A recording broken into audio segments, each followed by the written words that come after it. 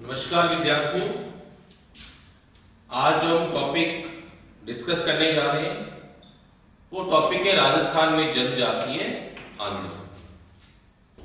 इस टॉपिक को डिस्कस करते हैं।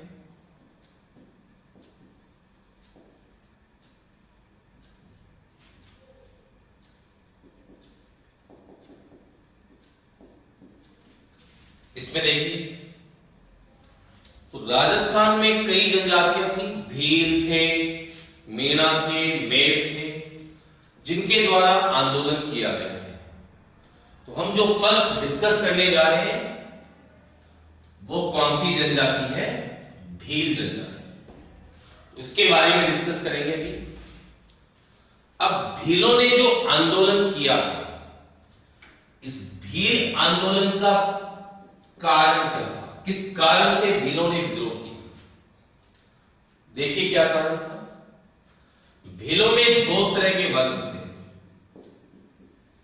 भूमिया भील और ग्रासिया भील। ये दो वर्ग होते हैं भीलों में। अब भूमिया भील जो थे ये आदिम भील थे और ये निवास करते थे कहां पर? जंगलों में। जंगल के माध्यम से अपनी आजीविका चलाते थे। कौन? भूमिया भील। जो ग्रासिया भील है, इनको मेवाड़ के शासकों ने भूमि का ग्रास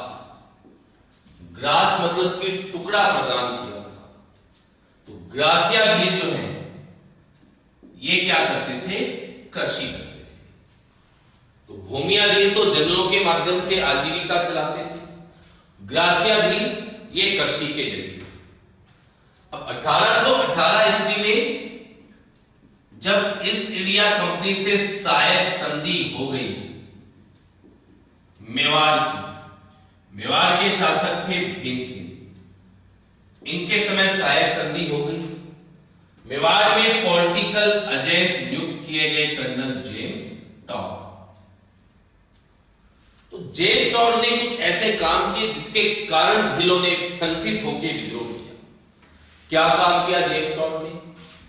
वो देखो, भूमिया भील जो है ये व्यापारियों से एक सुरक्षा कर या चौकीदार कर लेते थे और इसे बोला जाता था बुलाई। यानी व्यापारियों का जो सामान होता था, उनकी जो चीज वस्तुएं होती थी, उनको जंगलों के रास्तों में सुरक्षा प्रदान करते थे। इसके बदले भूमिया भील उन व्यापारियों से कर लेते थे। उस कर को बोलते थे बुलाई। जेम्स टॉड बने पॉलिटिकल एजेंट। जेम्स टॉड ने उस कर को क्या कर दिया? समाप्त कर दिया। इस बुलाई नामक कर को समाप्त किया तो आर्थिक नुकसान हो गया भूमिया भील। एक काम तो ये हुआ। दूसरा, ग्रासिया भील जो थे ये पहाड़ की ढलानों पर, मैदानी भागों में स्थानांतरित कृषि करते थे। स्थानांतरित कृषि जो होती है उसमें जंगलों को जलाया जाता है ताकि जो पेड़ों से राख बने वो अच्छे उर्वरक का काम करती है। तो पहाड़ की ढलानों पे जो करते थे उसको तो बोलते थे चिमाका। मैदानी भागों में जो करते थे उसको क्या बोलते थे? दसिया। अब अंग्रेजों का मानना था कि वन संसाधन तो उनकी खुद की प्रॉपर्टी है।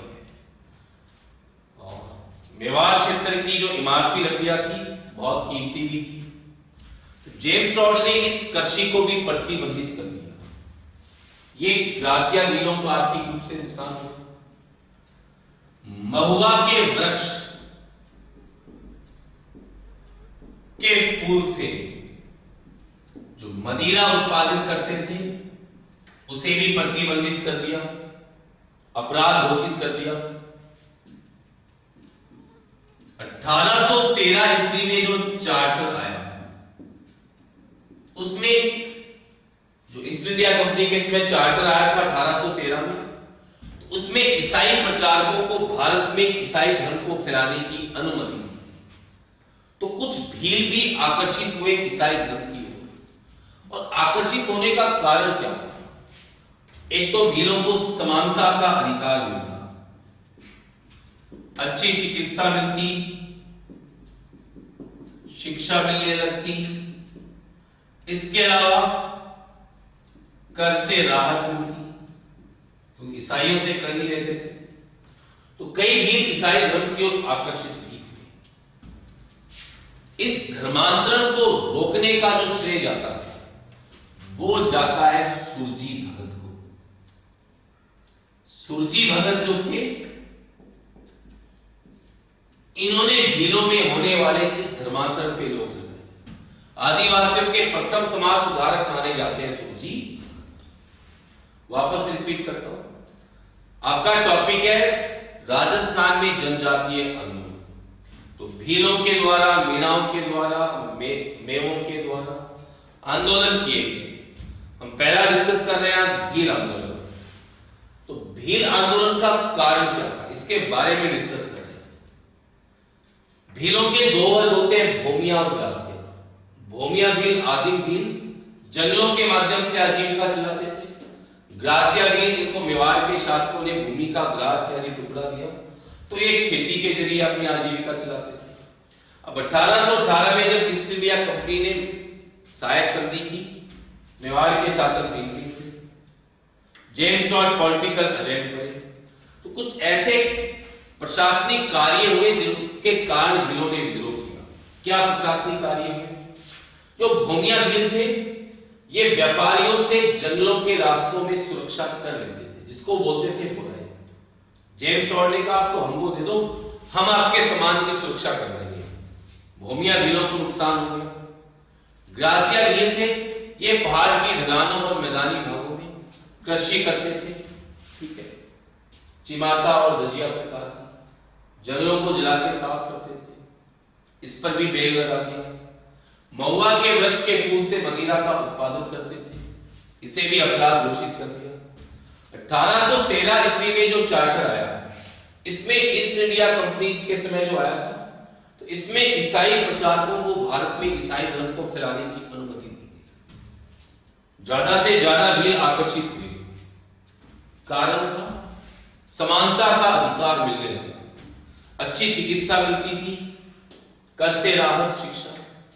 तो ये भीलों में जो ईसाई धर्म की ओर आकर्षण हुआ, ठीक है, ये धर्मांतरण जो हुआ, इसे रोका सुरजी भगत ने। सुरजी भगत को आदिवासियों का पहला समाज सुधारक माना जाता है। सुरजी भगत के पश्चात जो आंदोलन चलाया भीलों के लिए, वो चलाया है किसने? गोविंद गिरी ने। तो नेक्स्ट हम अभी डिस्कस कर रहे हैं गोविंद गिरी का भगत आंदोलन। इसमें देखिए,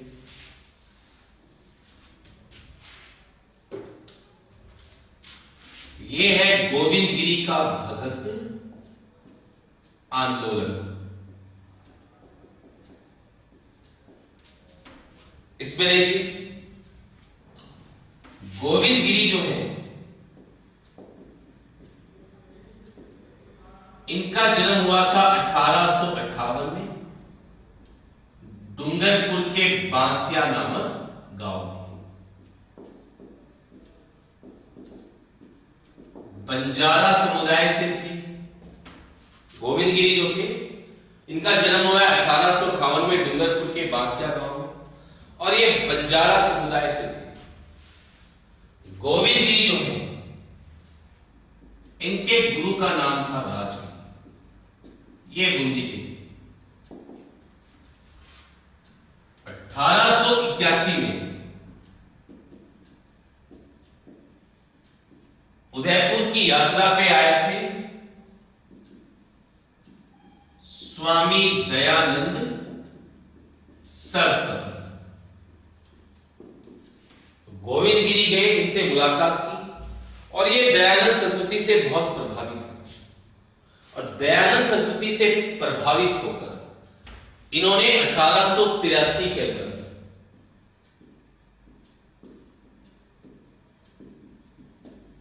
सिरोही में स्थापना की सम सभा की। सिरोही में सम सभा की स्थापना की। अब है क्या ये सम सभा? सम जो है, ये गुजराती भाषा का शब्द है, कहीं उसमें राजस्थानी आता, गुजराती भाषा का शब्द है। इसका अर्थ होता है एक समान बंधुत्व। यानी इन्होंने सभी वीरों से कहा कि आप भाईचारे को बढ़ावा दिया, सब भाई हैं, इसलिए सभा को नाम दिया गया समसभा। इस समसभा में कुल 10 नियम होते थे जिनकी पालना करनी होती थी गोविंद गिरी के अनुयायियों को। कुल 10 नियम होते थे इस समसभा के अंदर। इसी कारण से गोविंद गिरी का जो समुदाय है इसे दशनामी संप्रदाय कहा गया है। 10 नियम थे जिनकी पालना करनी होती थी गोविंद गिरी के अनुयायी, तो इसलिए इनके संप्रदाय को दशनामी संप्रदाय भी कहा गया। समसभा का पहला अधिवेशन हुआ 1903 में मानगढ़ पहाड़ी पर। यह पड़ती है बांसवाड़ा और गुजरात की सीमा पर। तो पहला अधिवेशन हुआ समसभा का मानगढ़ पहाड़ी पर।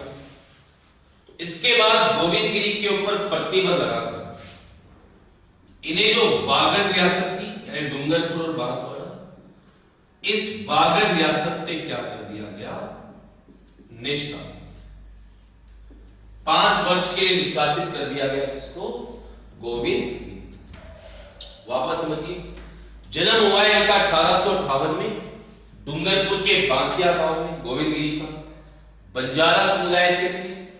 गोविंद गिरी के गुरु का नाम था राजगिरी, जो बूंदी अखाड़े के गुरु थे। 1881 में उदयपुर के शासक थे सज्जन सिंह। तो सज्जन सिंह ने आमंत्रण देकर बुलाया था स्वामी दयानंद सरस्वती को। उस समय इन्होंने मुलाकात की स्वामी दयानंद सरस्वती से, और दोस्तों ये दयानंद सरस्वती से प्रभावित हुए और 1883 के अंदर इन्होंने सिरोही में संत सभा की स्थापना की। अब संत जो है गुजराती भाषा का शब्द है, इसका अर्थ है एक समान बंधुत्व अथवा भाईचारा। कुल 10 नियम थे जिनकी पालना करनी होती थी गोविंद गिरी के अनुयायियों को। इसलिए गोविंद गिरी का जो संप्रदाय है उस संप्रदाय को कहा गया दशनामी संप्रदाय। पहला अधिवेशन 1903 में हुआ मानगढ़ पहाड़ी पर, बांसवाड़ा में। इसके बाद गोविंद गिरी पे प्रतिबंध लगा के इनको वागड़ रियासत से निष्कासित कर दिया गया। नेक्स्ट देखिए, 1908 में गोविंद गिरी वापस लौटे निष्कासन समाप्त होने पर। 1908 में गोविंद गिरी निष्कासन समाप्त होने पर लौटे और गोविंद गिरी ने डूंगरपुर का जो बेड़सा गांव है यहां पर अपनी धुनी स्थापित की, केंद्र बनाया बेड़सा गांव और यहीं पर गोविंद गिरी ने एक पंथ भी बनाया।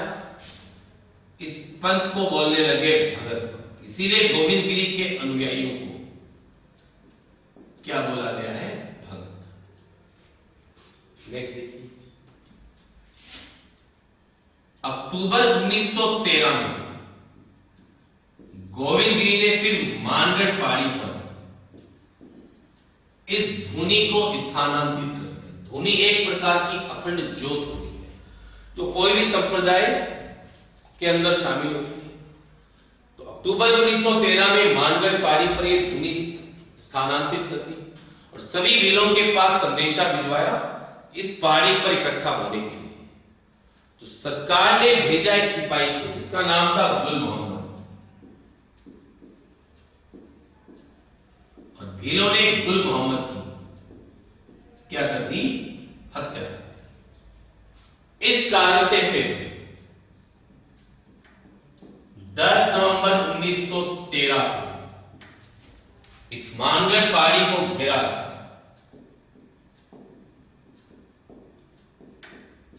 वेलेस्ली राइफल्स, इसके अलावा मेवाड़ भील कोर,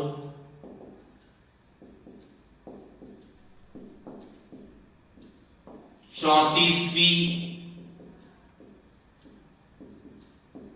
राजपुताना बटालियन,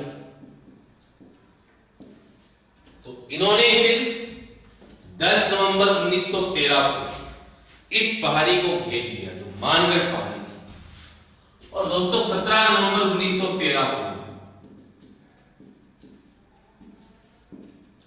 भीलों ने तीर चलाकर कुछ सैनिकों की हत्या कर दी, जो ये Wellesley rifles Mewar Bhil core के सैनिक थे। तो इन्होंने ऊपर की पहाड़ी से तीर चलाया, कुछ सैनिक मारे गए। तो 17 नवंबर के दिन गोलीबारी स्टार्ट कर दी गई इन भीलों के ऊपर, जिसमें लगभग 1500 के आसपास क्या मारे गए, भील मारे गए। गोविंद गिरी का एक सहयोगी था पुंजा, इसने आत्मसमर्पण किया। ये इस आंदोलन में गोविंद गिरी का सबसे प्रमुख सहयोगी था। कॉलेज लेक्चर के एग्जाम में पूछा होगा, ये भगत आंदोलन में गोविंद गिरी का प्रमुख सहयोगी था। तो पुंजिया भील या पुंजा, इसने सरेंडर किया और इसने गोविंद गिरी को आत्मसमर्पण के लिए राजी कर दिया। अहमदाबाद के न्यायालय में मुकदमा चलाया गया गोविंद गिरी पर और गोविंद गिरी ने अपना शेष जीवन गुजरात के कंबोई नामक स्थान पर ही व्यतीत किया, वहीं पर इनकी मृत्यु हुई। अब हम अगर बात करें तो मैंने बताया था कि भीलों के अंदर होने वाले धर्मांतरण पे रोक लगाई सुरजी भगत ने। सुरजी भगत को इस बात का श्रेय है, लेकिन गोविंद गिरी को इस बात का श्रेय कि उन्होंने भीलों के अंदर, भील जो है उनके अंदर जो कुरीतियां प्रचलित थी, उन कुरीतियों को समाप्त कर दिया किसने, गोविंद गिरी ने। जो भी इनके अंदर बुराइयां थी सामाजिक रूप से, उन्हें समाप्त करने का श्रेय ये दिया गया किसको, गोविंद गिरी को। ठीक है, वापस से थोड़ा डिस्कस कर लेते हैं। ट्राइबल मूवमेंट, जनजातीय आंदोलन। पहला है भील। अब भीलों के दो वर्ग हैं, भूमिया एंड ग्रासिया। भूमिया भील क्या करते थे, जंगलों में रहते थे, प्राचीन भील थे और जंगलों के माध्यम से आजीविका चलाते थे। ग्रासिया भील, इन्हें मेवाड़ के शासकों ने भूमि का ग्रास यानी टुकड़ा प्रदान किया, तो ये खेती करते थे, कृषि के माध्यम से आजीविका चलाते थे। अब 1818 में ईस्ट इंडिया कंपनी ने सहायक संधि कर ली मेवाड़ के शासक भीम सिंह से। जेम्स टॉड बन गए पॉलिटिकल एजेंट। अब जेम्स टॉड ने क्या किया, जेम्स टॉड ने यह किया कि उसने भूमिया भीलों के द्वारा लिए जाने वाले बुलाई कर को समाप्त कर दिया। बुलाई कर होता था जब व्यापारी जंगलों के माध्यम से अपने सामान को, वस्तुओं को ले जाते थे, तो भील उनको रास्ते में सुरक्षा प्रदान करते थे, जिसके बदले वो टैक्स लेते थे, बुलाई। जेम्स टॉड ने यह समाप्त कर दिया। इसके अलावा ग्रासिया भील जो पहाड़ के ढलान और मैदानी भागों में कृषि करते थे, स्थानार्थी, उसे रोक दिया। महुआ के वृक्ष के फूल से शराब के उत्पादन को अपराध घोषित किया। इसके अलावा जो भील 1813 के चार्टर के कारण ईसाई धर्म को ग्रहण कर रहे थे, ठीक है, उस पे रोक लगाई किसने, सुरजी भगत ने। उसने भीलों को समझाया कि धर्मांतरण करना किसी भी समस्या का हल नहीं है, तुम्हारे अंदर बहुत सारी कुरीतियां हैं, ठीक है, उन्हें समाप्त किया जाए। तो ये कई सारी ऐसी चीजें थी। पहला आता है गोविंद गिरी का भगत आंदोलन। तो गोविंद गिरी का जन्म 1858 में डूंगरपुर के बांसिया गांव में। गुरु का नाम था राजगिरी। 1881 में दयानंद सरस्वती आए थे उदयपुर, तब उनसे मुलाकात की, प्रभावित हुए और 1883 के अंदर सिरोही में अपनाई सम सभा। सम का मतलब होता है एक समान बंधुत्व अथवा भाईचारा। कुल 10 नियम थे जिनकी पालना करनी होती थी गोविंद गिरी के अनुयायियों को, इसलिए गोविंद गिरी के संप्रदाय को बोला गया दशनामी संप्रदाय। सम सभा का पहला अधिवेशन 1903 में मानगढ़ पारी पर, उसके बाद गोविंद गिरी पे प्रतिबंध लगाकर वागड़ रियासत से निष्कासित किया गया। 1908 में लौटे, बेड़सा गांव के अंदर धूनी स्थापित की, भगत पंथ बनाया, ठीक है। अक्टूबर 1913 के अंदर इस धूनी को स्थानांतरित कर दिया वापस मानगढ़ पहाड़ी पर। सभी भीलों को संदेशा भिजवाया कि इस पहाड़ी पर इकट्ठा हो, भील इस पहाड़ी पर इकट्ठा होने लगे। तो सरकार ने इनकी गतिविधियों की जांच के लिए सिपाही भेजा, गुल मोहम्मद, इसकी भीलों ने हत्या कर दी। तो 10 नवंबर 1913 को इस पहाड़ी को घेर लिया गया। नीलेश्वरी राइफल्स, मेवाड़ भील कौर, 34वीं राजपूताना बटालियन, इन्होंने घेर लिया। 17 नवंबर के दिन पहाड़ी से भीलों ने नीचे तीरों की वर्षा की। तो 17 नवंबर 1913 के दिन गोलीबारी हुई, जिसमें लगभग 1500 से लेकर 2000 का आंकड़ा बताया गया। इतने ज्यादा भील मारे गए। सबसे पहले सरेंडर किया पुंजा भील ने। ये इस आंदोलन में गोविंदगिरी का बहुत प्रमुख सहयोगी था। इसी के कहने पर गोविंदगिरी भी समर्पण के लिए राजी हो गए। अहमदाबाद के न्यायालय में मुकदमा भी चला दोस्तों इन पे, और शेष जीवन गुजरात के कंबोई नामक स्थान पे व्यतीत किए। गोविंदगिरी को यह श्रेय कि जो भीलों में सामाजिक कुरीतियां थी, सामाजिक कुरीतियों को समाप्त करने का श्रेय यह दिया गया गोविंदगिरी को। नेक्स्ट क्लास जो हमारी होगी, हम उसमें पढ़ेंगे कि भीलों को राजनीतिक अधिकार किसने प्रदान किए। वो थे आदिवासियों के मसीहा मोतीलाल तेजावत। नेक्स्ट क्लास जो होगी उसमें हम मोतीलाल तेजावत के बारे में डिस्कस करेंगे, जो मेणाओं का आंदोलन है उसके बारे में, जो अलवर में मेवों ने आंदोलन चलाया सूअरों की समस्या के कारण, उसके बारे में डिस्कस करेंगे। आपका दिन शुभ हो। नमस्कार।